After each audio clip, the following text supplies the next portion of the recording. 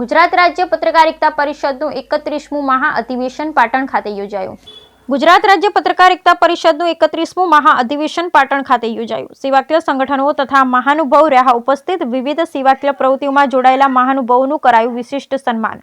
પાટણ ખાતે આવેલ ઉત્તર ગુજરાત યુનિવર્સિટીના રંગભવન હોલમાં ગુજરાત રાજ્ય પત્રકારિતા પરિષદનું 31મું મહાઅધિવેશન પ્રદેશ અધ્યક્ષ લાભુભાઈ કાતરોડિયાની હાજરીમાં યોજાયું. જેમાં પ્રથમ યુનિવર્સિટીથી TB3 રસ્તા સુધી શરણાઈના સૂર સાથે તિરંગા યાત્રા યોજાઈ, જ્યાં સ્થાપિત સંત સદારામ બાપાની પ્રતિમાને મહાનુભાવો દ્વારા માલ્યાર્પણ કરવામાં આવી. ત્યારબાદ તિરંગા યાત્રા યુનિવર્સિટીમાં પરત પહોંચી બાલિકાઓ દ્વારા તલવારબાજી નૃત્ય સાથે પધારેલ મહેમાનોનું સ્વાગત કરી લોકોના મન જીતી લીધા હતા.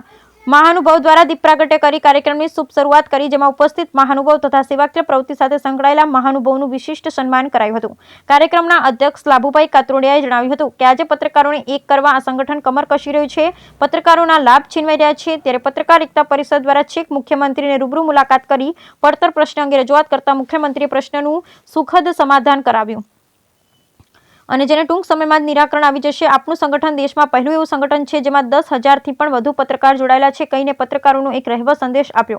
સાથે જ રાધનપુર તાલુકા પ્રમુખ તરીકે કાર્યક્રમ અંતર્ગત લાભુભાઈ કાતરોડિયાના હસ્તે અનિલ રામાનુજની નિમણૂક કરવામાં આવી અને તમામ જિલ્લાના તાલુકાના હોદ્દેદારો સહિત પત્રકાર મિત્રો અને પાટણના સિનિયર પત્રકારો મહાનુભાવો હાજર રહ્યા. Bureau report Anil Ramanuj, Radhanpur, Patan.